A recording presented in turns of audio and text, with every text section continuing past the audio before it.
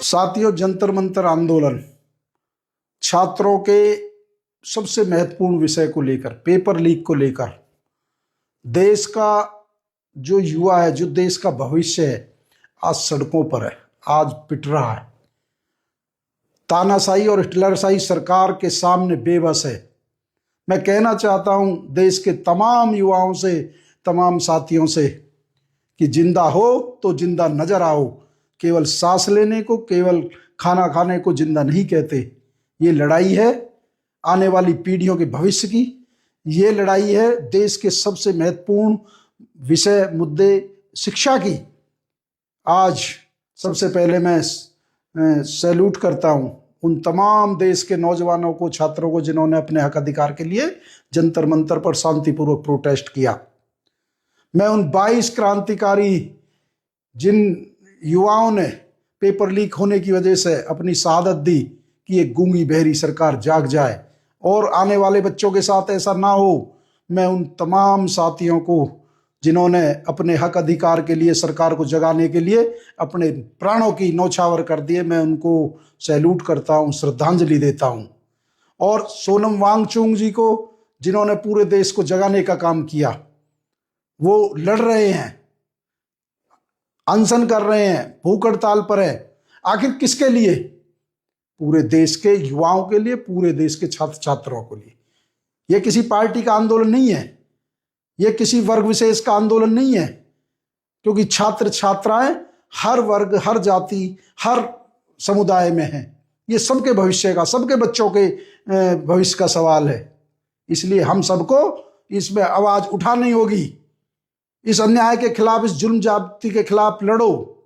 लड़ नहीं सकते तो बोलो, बोल नहीं सकते तो लिखकर उनका साथ दो, क्योंकि वो आपकी और हमारे हिस्से की लड़ाई लड़ रहे हैं। देश में जब शिक्षा का इस तरह, जब राजा, जो अनपढ़ राजा है, वो इस देश के स्कूलों को बंद करवा रहा है और दूसरी तरफ शराब के ठेके खोले जा रहे हैं, उसे शायद ऐसा महसूस होता है कि वो शिक्षा से उसे चिढ़ है। क्योंकि जिस तरह छात्रों के प्रदर्शन से वो संसद को छोड़कर अपने पीएम आवास के लिए भागे, ये वास्तव में ही बहुत देश के प्रधानमंत्री के लिए शर्मिंदगी का विषय है। उनको संवाद करना चाहिए था, उनके प्रतिनिधिमंडल को संवाद के लिए भेजना चाहिए था, लेकिन उनका पूरा फोकस, पूरी ताकत इस आंदोलन को, इस मूवमेंट को, इस आवाज को दबाने को लेकर है।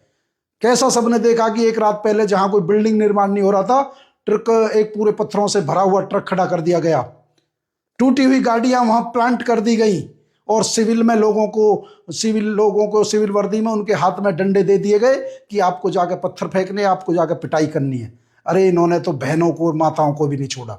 महिला सशक्तिकरण का नारा देते हैं, लेकिन बहनों पर भी जिस बर्बरतापूर्वक इन्होंने लाठी बरसाई, वो वास्तव में ही उसकी जितनी निंदा करी जाए उतनी कम है।